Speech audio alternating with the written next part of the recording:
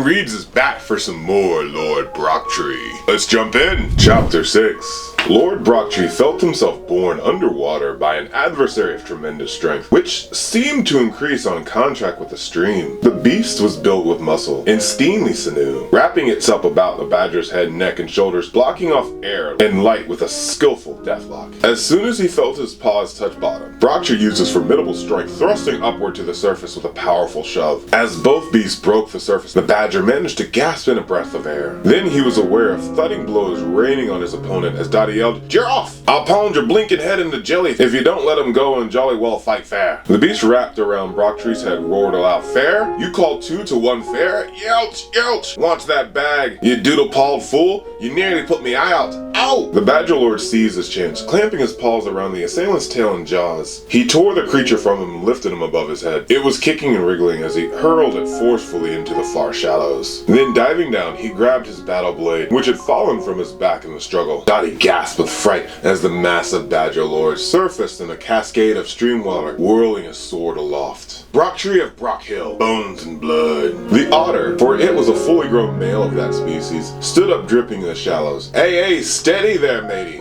There ain't no need to go swinging swords around. What's your trouble? Brocktree waded towards him, sword still unpraised. You were trying to drown me back there, murderer. The otter threw his head back and chortled. Ho ho ho, murderer is it, Cully? Shame on ye. You're the one who sneaked up and started this ambusher. Dottie thought about this for a moment. Then, wading over, she placed herself between both creatures. Stop me if I ain't right, sir. It was you who attacked him first, you know. Brocktree dropped his sword in bewilderment. Hi there, miss. Whose side are you on, mine or his? The otter sat down in the shallows, chuckling merrily. Now, used to stop your angrifying. Tell you what, you like water shrimp and old 2 soup? I've got a pan of it on the go. Should be plenty for 3. At the mention of food, Dottie felt immediately friendly. I've never tasted it, but I'm sure I'll like it, sir. The otter waded over, paw outstretched. Don't sir me, young'un. I go by the name of Roughgar Brookback. You can call me Rough, though. Rough by name, rough by nature. That's what me old grandma used to say when I wrestled her. Dottie looked up at him surprised. You used to wrestle your old grandmother? Rough grinned. Aye, but she always beat the daylights out of me. Come on, hearties. Follow me. Further upstream, they came upon Rough's camp, merely a blanket made into a lean-to. There was a slow-burning turf fire at the bank of the edge, and a long, flat elm trunk floating in the water. Rough attended to a cauldron of soup, bubbling on the fire, dipping in a wooden ladle and sampling it gingerly. Ha-ha! All right and ready. This is the stuff put a shine on your fur and a glint in your eye. Good old truth. He scrambled aboard the log, which was obviously a boat, and retrieved a battered traveling bag. From this, he dug 3 enormous scallop shells, tossing one apiece to Dottie and Brocktree. Dig in now. I ain't your mother. Serve yourselves, mates. Dottie filled her shell and went at it like a garnet in a 10-season famine. Wahoo, mother help me, I'm on fire. Oh, wow. Rough,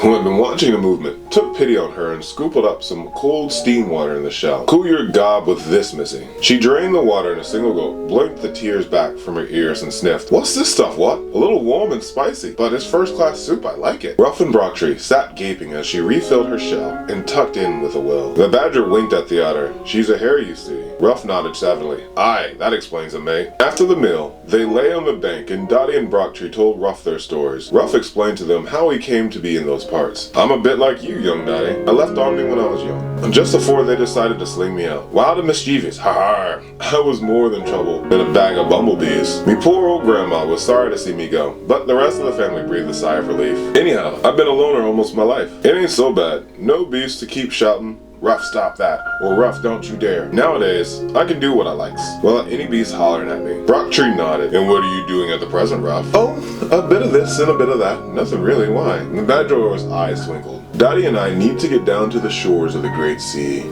Best way to do that is to follow the waterways, as you well know. It would be nice if we could go by boat, instead of all that trekking by paw. Suppose you came with us? Rough's rudder-like tail whacked down upon the bank, propelling it upright, grinning from ear to ear. No sooner said than done, Brock me hearty. Can you 2 paddle? Dottie replied for the both of them. Well, if we can't, I bet you'll soon teach us what. I'm no badger lord, but I'm jolly well strong as Paul. Rough touched the swelling around his eye. Prove that by the way you swing your bag. Floating down the broad sunlit stream was a very pleasurable experience. Dottie and Brocktree soon picked up the knack of wielding a paddle. Passing beneath overhead trees, the young hairmaid sighed with joy, watching the dappled patterns of sunshine and shade drifting by on smooth, dark green water. Whoopsie-doo, ya fiddly-dee. This is the life, eh, sir? I say there, Ruff, my old stream basher. Do you know any jolly songs that creatures sing when you're out on boating? The otter flicked water at her with his paddle. Bless your heart, Dottie. Of course I do. But they're called shanties or water ballads. Here's one you can both join in with. The chorus is very simple. It helps to keep the rhythm of paddles going, you see. It goes like this. Ruff sang the chorus once, then launched into a deep-throated old boat song. Hey ho, ahoy we go. Row me hearties, row, row, row. Sun, shell, and fish a-quivering. This old stream flows to the river. Hey hoy, ahoy we go. Row me hearties, row, row, row. Down, mates, down, foller me. I'm the river bound to sea. Hey hoy, ahoy we go. Row me hearties, row, row, row. Ruff's elm tree fairly skimmed the water, with him singing the verses, and his two friends roaring out the chorus like two seasoned old river beasts. The otter signaled them to stop rowing. Ship your paddles, mates. Let her run with the current. Normally a staid creature as befits a badger lord, Brocktree was exhilarated, grinning like a dibbon. My, Ruff, I can see why you love the freedom of the waterways. It certainly is a pleasant experience. Guiding his elm log boat with the old paddle stroke, Ruff watched the stream ahead knowingly. Oh, it ain't so bad most seasons, but don't go getting too taken up with it, Brock. You get some ice water in winter, snow, hail, rainstorm, dry cheeks, rocks, driftwood, and gales. Once you get used to that lots, then you go to fish rapids, sandbanks, cross currents, and waterfalls. Aside from that, there's a savage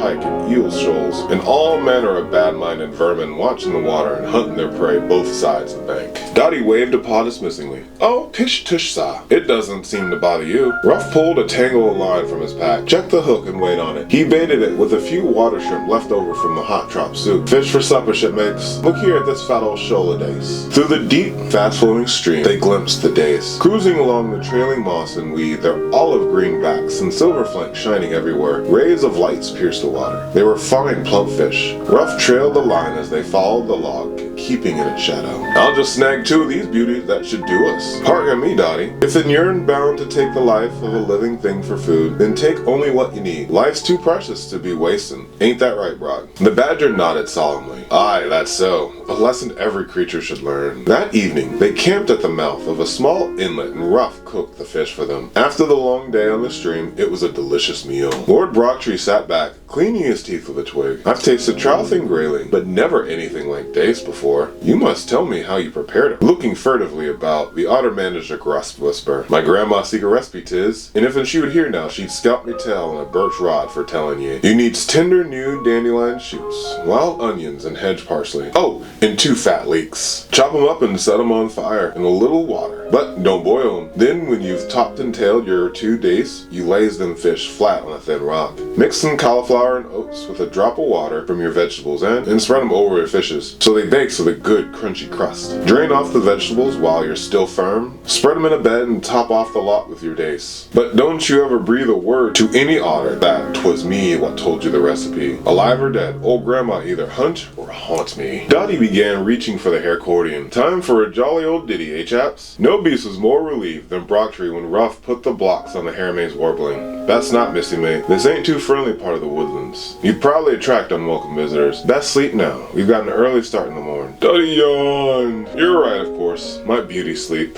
When the fire had burned to white embers, Ruff checked that Dottie was sound asleep. He shook the badger, gently cautioning him to silence. Listen, Brock, we could have sailed further today, but I chose the berth in this spot because I feel there will be trouble further down the stream. No sense in upsetting young pretty features here. Look, I've got a plan. Here's what we'll do. I'll wake ye in the crack of dawn, pair of us will raise up nice and quiet, and then Ruff had outlined his scheme. Lord Brocktree nodded in agreement. Then he lay down again and stared at the canopy of stars twinkling through the trees, his paws clasping at the battle braid at the ready, noting every noise of flora and fauna in the forest night.